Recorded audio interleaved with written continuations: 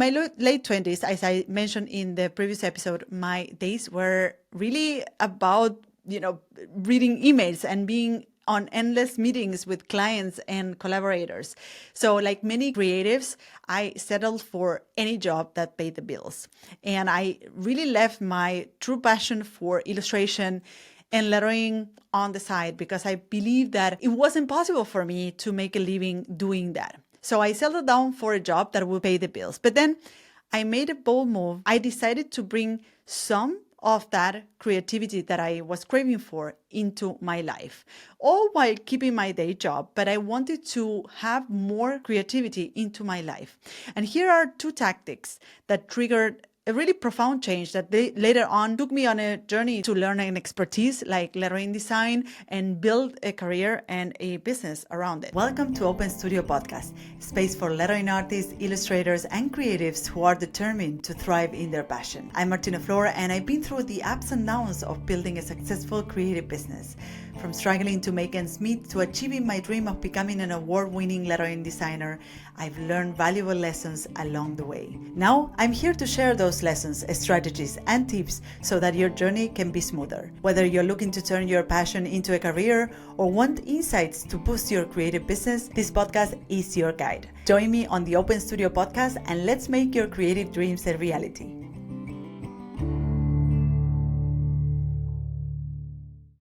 Hello and welcome back to another episode of Open Studio. I'm Martina Flor, and we are continuing our series of snappy episodes about the tactics and mindsets that played a pivotal role in my journey. The journey of transitioning from a job I disliked as a graphic designer, diving deep into learning an expertise like lettering and the craft of drawing and designing letter forms, and ultimately making a living and building a business around my skills as a lettering artist. So before we jump into today's tactics, I want to let you know that I've created a companion for this series that is called The Diary for Aspiring Lettering Artists. It's a free resource that not only consolidates all these tactics and pieces of advice in one place, but also helps you journal your own possibilities. Whether you're looking to transition from a job you dislike to doing something you enjoy, or you're exploring ways to monetize your skills and create a business around them, then this resource is for you. Go download it on martinaflor.com/diary.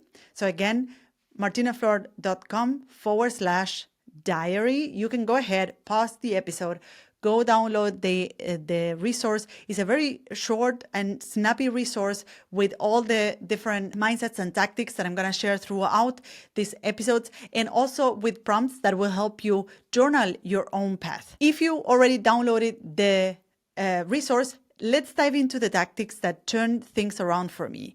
Now, in my late 20s, as I mentioned in the previous episode, my days were really about, reading emails and being on endless meetings with clients and collaborators.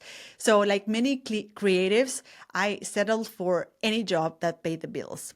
And I really left my true passion for illustration and lettering on the side because I believed that it wasn't possible for me to make a living doing that. So I settled down for a job that would pay the bills. But then I made a bold move that really shaped the rest of the path for me and really transformed everything.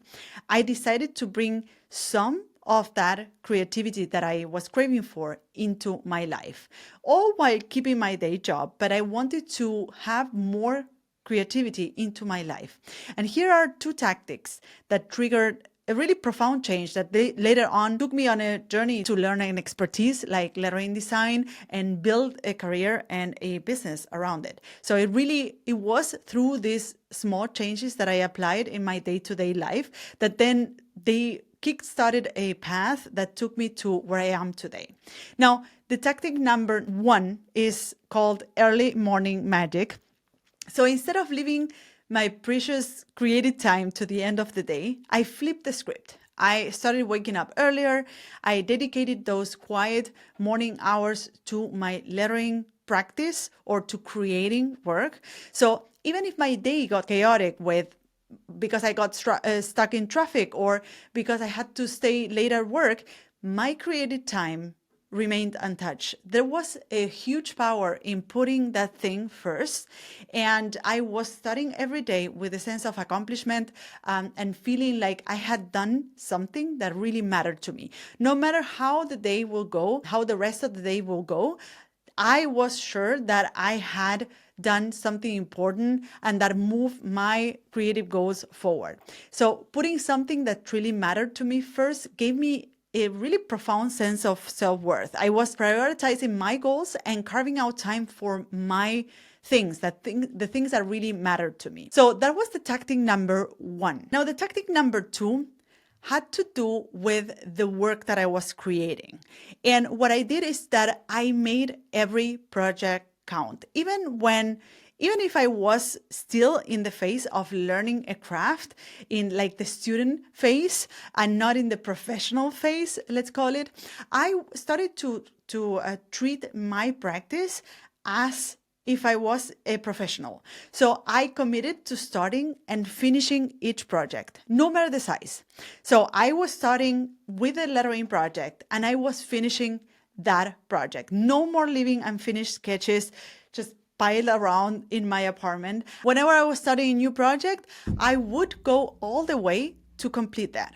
So treating every piece as a real project really boosted my confidence because I was actually doing what I was supposed to be doing. I was really accomplishing that thing that I said that I would accomplish. Now, this is a very important mindset shift, which has to do with doing the things that you say you would do.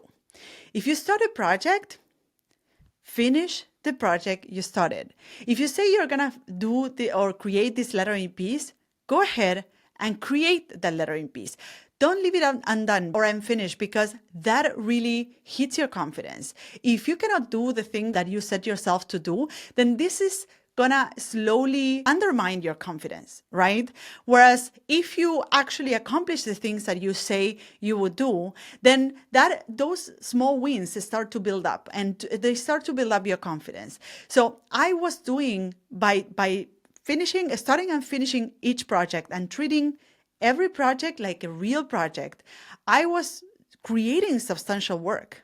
And I was also keeping promises to myself, and I was proving to myself that I could deliver. And through this one action, I was able to build a portfolio of work, even before starting my career as a lettering artist. So by the time I decided to kick off my career as a lettering artist, or I decided to start looking for paid assignments, I had already 50% of the work done. I could already show finished lettering pieces, good looking lettering pieces to potential clients and collaborators, right? So these two tactics really made a big impact on advancing or getting closer to my goals, to my creative goals. And if you're struggling with this, know that you're not alone. We all start there. We all start in this fuss of not understanding how to move forward and having, to keep certain things running like a day job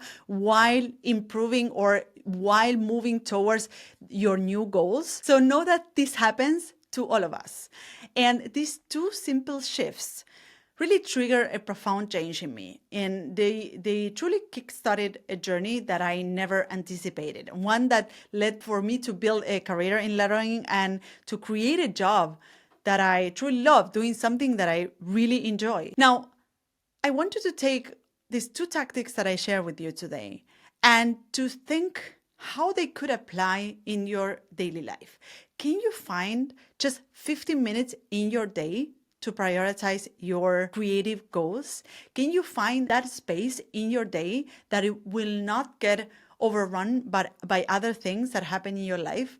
Whether it's in the morning or during lunch or before bedtime, commit to start and finish a project. Commit to create work in this time slot. And preferably do it in the morning. Do this first thing in the morning, because once you have done it, once you do it, then you know that you have done something. If there's one thing that you will accomplish that day, you have done something that moves you forward towards your goals. So thank you for joining me today on this episode of Open Studio. I hope you will be able to implement these small shifts in your routine because they can really pave the way for significant changes. If you enjoyed this episode, be sure to check out the diary for aspiring lettering artists that I have prepared for you. You can download it for free on martinaflor.com/diary. It's your guide through this series of episodes that I will be delivering about this topic, and it will also help you sort of journal your own path. So you can download it again on martinaflor.com/diary. And I will see you on the next episode of Open Studio. Have a beautiful day. Bye bye. So this is it. I hope you loved this episode. You can find me, the host of the show, on social networks at Martina Flor on Instagram, Twitter, and Facebook. If you have a question or comments, go to martinaflor.com/podcast, where you can see previous episodes, find show notes, and send voice memos with your comments and questions. You can also watch these episodes on YouTube. Just go to martinaflor.com/YouTube to find them. You can, of course, listen to all our episodes on your favorite podcast platform. If you loved this episode, subscribe to this podcast. And if you leave us a review, it will help others find us. Thank you all for listening, and see you in the next episode of Martina Flor's Open Studio. Bye-bye.